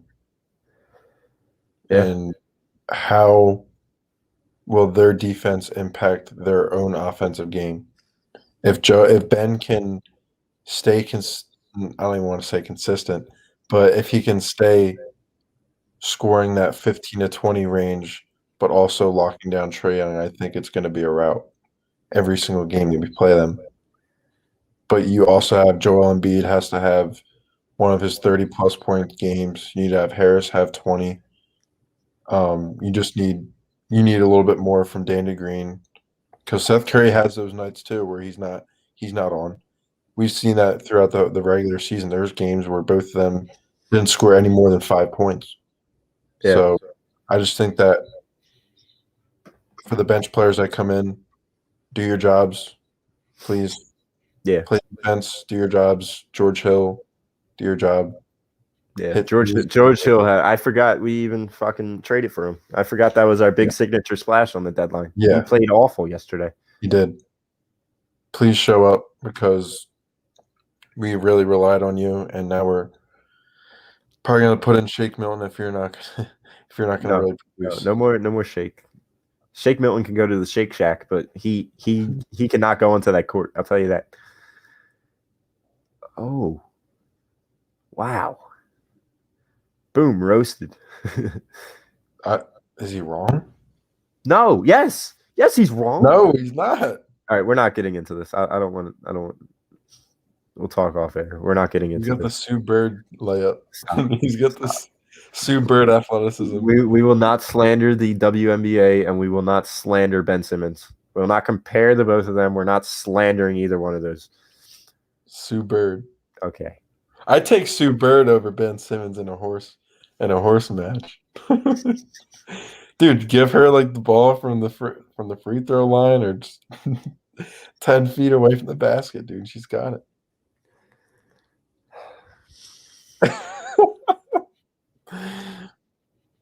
I'm disgusted. All right, hold on. I actually want to say, do you agree with what? No, you're not going to agree. If we don't beat the Hawks, is it time to clean house? What do you? No. What do you do? What do you do if you can't even beat the Hawks? It's not going to happen. Like, I'm not even. I know it's not realistic. It's whatsoever. such a hypothetical. It's such a bad hypothetical. If that happens, everybody needs to go. But it's not going to happen. It's not. If that happens, everybody needs to go. Joe, Ben, Doc, Sam Cassell, Daryl Morey, everybody, start over. Time to go back and trust a new process. But we're not doing that. I'm not thinking about that ever. We'll go move to Vancouver. That's where we're going to relocate. Yeah. That was so bad. Did you see that? The base running mistake that Jankowski made the other day? No. It was top of the ninth or bottom of the ninth. We were down 1 run, no outs. Hoskins hits a double. Remuto's up. Girardi puts in Travis Jankowski as a pitch runner on second base. And he gets caught in a pickle. And then he just slips and falls. And then boom, 1 out. And then Remuto ends up striking out. And then I think Bamboo Brad flew out. But yeah, you were down by 1 point in the bottom of the ninth, no outs, man on second. And you end up losing because of Travis Jankowski. He's almost as bad as Shake Milton. I'm wine. This brings us to the poll. Y'all think Matisse should start or let Danny Dimes get redemption? I am all for Danny Dimes getting redemption. That brings us to the poll. Matisse Thybulle should start game 2. Agree or disagree? I disagree. Maybe if Danny Green has another pitiful performance and he can't guard Bogdanovich or Solomon Hill or whoever else you put him on, but he cannot start on Trae Young again. I think Doc's going to make the adjustment. He's going to make the adjustment with the starting 5 that has been the best starting 5 in the league this year. I disagree to the poll. And Evan, I also disagree 100% what Jamie said. If Danny Green has one of those games again, maybe him come off a bench would be a better role and just check it out. But I really can't see us benching Danny Green. Just because Matisse Thybulle's so – from what we've seen this year, he's just so limited on the offensive side. He'll take the shots. He'll sometimes make them, but he doesn't make them on a consistent level like Danny Green would. Yeah. Danny's got to start. Danny's got to start in game 2. I know there's been a lot of Matisse Thybulle love all over the Instagram world, all over the Twitter world, Twitter Philadelphia world, Instagram Philadelphia world. Danny Green needs to start. Doc knows that because if you bench Danny after one terrible performance, he loses all of his confidence. Yeah, all of his confidence, and then he's basically out. He's out of. He's going to be in his own head. You can't do that to Danny. Yep. No, you really, you can't. And I know we're considering, and then I think it was in the middle of the year or like sometime where he was just having a rough stretch.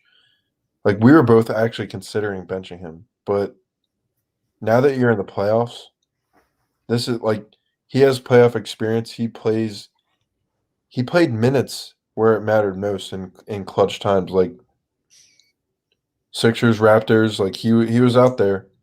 So was him during the fight. I mean, he had that one shot he missed. So what? Yeah.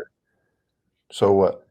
Yeah. He was also out there beating the Warriors. I mean that was kind of a given championship, but so was the one with the I don't want to have Danny Green slander in here, but I guess so was the Lakers. We don't really know about that one.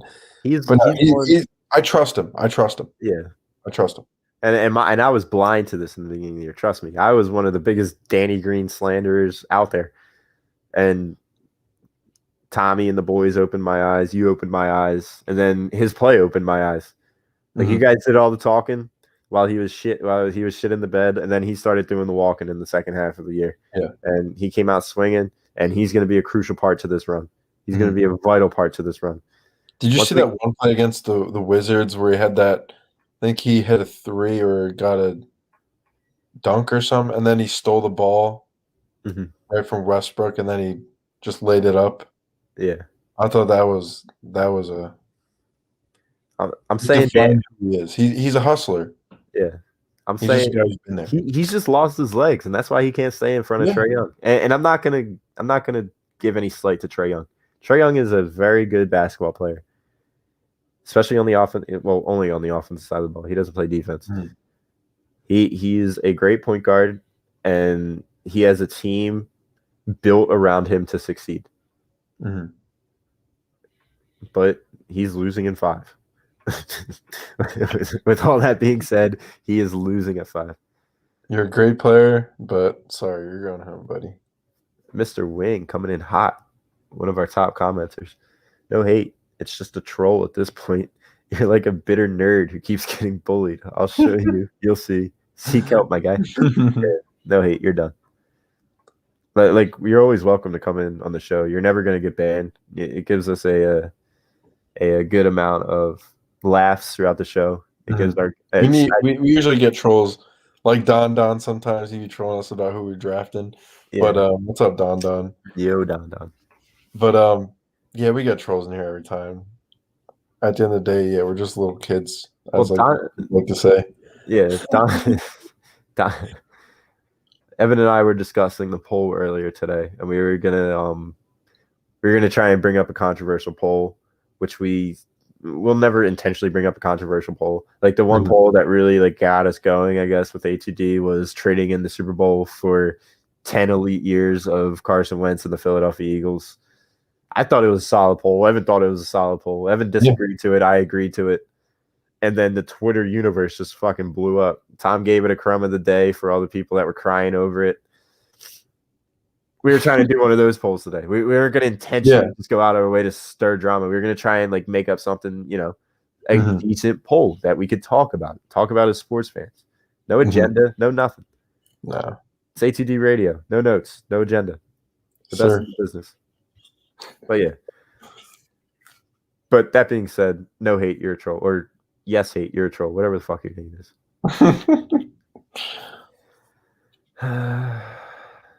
Yeah, on my burner accounts.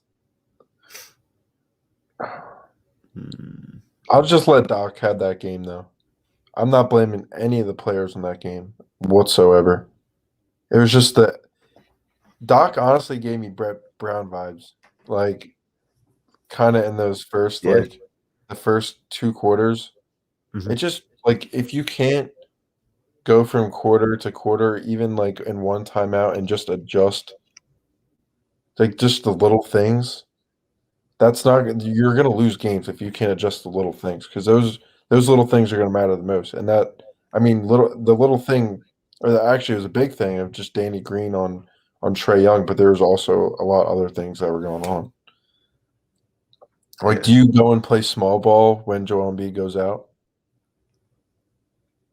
I mean, you put Ben in the dunker spot, make him your 5 per se. Your team gets a lot faster. Bring in Maxey. Let Maxey run the point.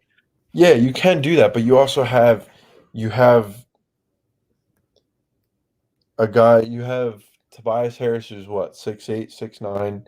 Yeah. You also have Simmons, who's 6'11". So you really don't. You need to find a way to keep Ben on the court, but also have him guarding either the best guy on the court or the quickest. That's why you need to have Thibault out with him when Embiid is out. Yeah. Yeah, Don. We've been saying it all show. There's no chance that they can make 23s again. And if they do, then it's going to 6. It's going to 6. Yeah. And guess what? They won't be winning in 6. We will be winning in 6. Mr. Wing chimes in with the Mr. Wing, we don't have to do this right now. We could do this in the offseason. We could do this when we're just watching the Phillies. Carson Wentz is a better quarterback than Donovan McNabb. Like, McNabb has had a more successful career, but if you call like being a good quarterback with all the skills, with all the intangibles, Carson Wentz is a better quarterback than McNabb. See how much hate we get from that. Yeah. I was going to say, goddamn. The old heads are not going to like that one. Yeah, no. Nah, they're not. I don't care. Let me do the schedule. So we got game 2 tomorrow, Tuesday at 7:30, TNT. So I guess it's 7:30 because it's on national television or whatever. Game 3 is this Friday. Oh, yay. Another day I'll be at work. Dude, I've literally recorded every single game and turned off my phone because they have to take 3 days off between every fucking game. I don't understand it. And it always happens to be that I'm at work. So I got to turn off my phone before the game. I'm upset I can't text you during the game. Oh, I love it. That's the one thing I do love about it. Ben weak because Ben got Ben couldn't body Herder or something like that, and he got ball stolen from him twice by him. I just said Ben weak, and Jimmy's he texted me a few hours later. But do you end up watching that whole game, right? Yeah, I watched condensed version or the whole thing? The whole thing. I ended up getting home at I didn't start watching until 11:30, and then I watched the whole game. And then I watched it again this morning. It was all right, Yeah. I didn't know anything that happened except for you saying Ben was weak. So I definitely came into a surprise. Yeah. That's crazy, dude. I feel like that's not knowing who won the election results. Remember that one guy who didn't know for a year and a half who won the president? I feel like that would just be so hard because I'm always on my phone. Yeah. I don't know if I'd be able to do that. I turn off all my notifications. The only notification I kept on was the girlfriend. And I just, once I saw that you texted me, because I had you on D&D, and then I saw that you texted me Ben week, I was like, yo, chill. So, but yeah. Oh, wow. All right, so Friday is game 3. That'll be in Atlanta. You got that at 7:30. Monday is also in Atlanta, game 4. I'm actually flying down to Atlanta on Tuesday. I might make a trip out of it and change it to Monday because I'm going down to see one of my friends. Oh, wow. But if the price is right, I might end up going to game 4. I got to see. Wow. That would be awesome. Yeah. But then if that happens, then it's another no show for me. I'll be here Tuesday or Wednesday. We can maybe do the show one of those days. Wednesday, game 5. Wednesday the 16th. That'll be game 5. So that'll be next Wednesday. And then game 6 would be that Friday, and game 7 would be that following Sunday. So there's only a 3-day rest between game 3 and 4. Then everything else is a 2-day rest. What do you think? I know I've been saying it all podcast, but I'll start off with game 2. I think the Sixers are going to win, and I think it will be a blowout win. I say Sixers 117, Hawks 101. Okay. I don't think they score more than 100 points tomorrow, the Hawks. It's going to be close. But there's no way they score. How many points did they score at the end of that game? Because I knew they had 70 some points at halftime. How much did they end with? Was it 128? They scored, it was 128 to 124. 124. They scored 74 points in the first half. Wow. Yeah. So that'll never happen again. Yeah. It might even be a low scoring game. Yeah, Philly. I got Sixers 115, Hawks 92. They're not scoring over 100 points. We'll see about that one. I don't know. Trae Young definitely won't score. What do you have? 35 maybe? Yeah. He had something like that, but I don't think he'll have a game like that. But Embiid might have another game like that because they don't have anybody guard him. Yeah. And Embiid also played 38 minutes. 38 minutes. He played the most minutes out of anybody. Wow. Embiid had 38. Simmons had 37. And then Trae Young had 39. So Trae Young had more, but Joe had the second most on the Sixers. Yeah, Don, we were talking about this earlier in the show, and we blow up everything, in my opinion. But I don't see how it can happen. Like this is a discussion if we lose to the Nets in the Eastern Conference Finals or the Bucks in the Eastern, whoever we play in these guys, it's looking like the Nets. But this is only a discussion if we lose to in the Eastern Conference Finals, which even then I don't think it's a discussion. Yeah. But the Hawks aren't beating us. Mm-hmm. So. Yep.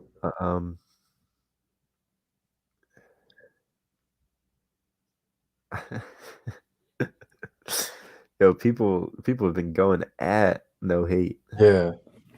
All right, so that's our game 2 prediction. I think game 3 that'll be a closer game in Atlanta, and then I think game 4 is going to be a rout, and then we take it home in game 5. I think that's going to be like a low scoring. Game 3 is going to be a low scoring game, and it's going to be close. I'd say like Sixers by 5, like 95-90.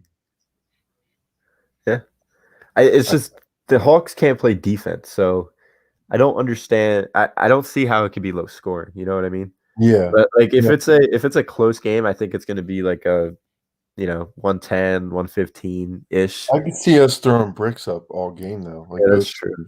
That's true. We did it yesterday. I mean, we did it yesterday, and we still dropped 124 points. True. So we'll see. We'll see. Yep. And then game 4 will happen. That'll be another rout. Yeah. The Hawks will be on their high horse, 2-1 in the series.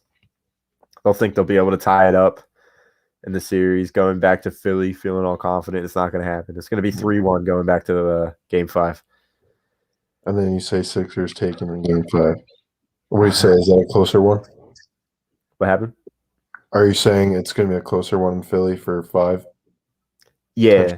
I think game 5 could potentially be interesting because game 5 can be another hint of game 1, only for the fact that we might think that we just have it in the bag and we'll come out shit in the bed again, and then they'll be. They're gonna come out desperate if they have to go back to Philly for game 5. They're gonna be desperate and they're gonna make moves and just see what works.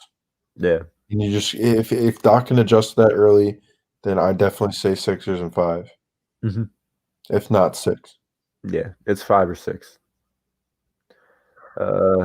Don gives us the fire that the regional manager is going to get playoff minutes tomorrow. I could maybe see it. It really depends on if if we're in route mode and he comes in the second unit when we're up by 30. Yeah. But if you want to talk about like him being like legit in the rotation, I think tomorrow is going to be an experiment where the rotation is really only Dwight Howard for Joe, Matisse Thybulle for Danny Green, and Tyrese Maxey for Seth. And then when Ben needs a break, that's when George Hill comes in. Mm-hmm. That's really it. It should not go past 9 players. Yeah. No, and then if you need like a spark from 3, that's when Furkan comes in. Other than that, no. Mm-hmm. Oh, back to that one comment. What was that guy's name? Hadir or something like that. He was saying, I think he was like Turkish or something, and he said, "You don't like Furk, and like 70 million Turks hate you." Yeah, or something like that. Yeah, I peeped that. He still hasn't given me a explanation. No. It's because you hate her and you hate Furkan. I don't hate Furkan. He gives us good, solid minutes sometimes. It's just other times he comes up short. Are you sure, Jimmy? Did somebody have like a gun to you or something? Somebody has to be behind you or something with a gun. Damn, we got no hate. No people to pull up to his crib. It ain't that serious. Hawks win game 3, and that's it. 4-2, Sixers and 6. Yeah. I don't think they win game 3, though. I don't think they do. I think we're too good of a basketball team to let them get basically if it's a 3-game series, the Hawks would not win. That's the easiest way I gotta say it.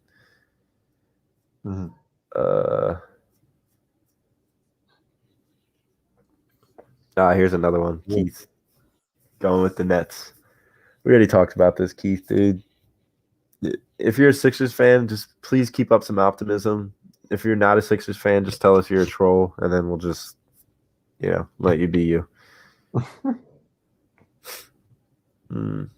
That's about it, guys. This has been a great show.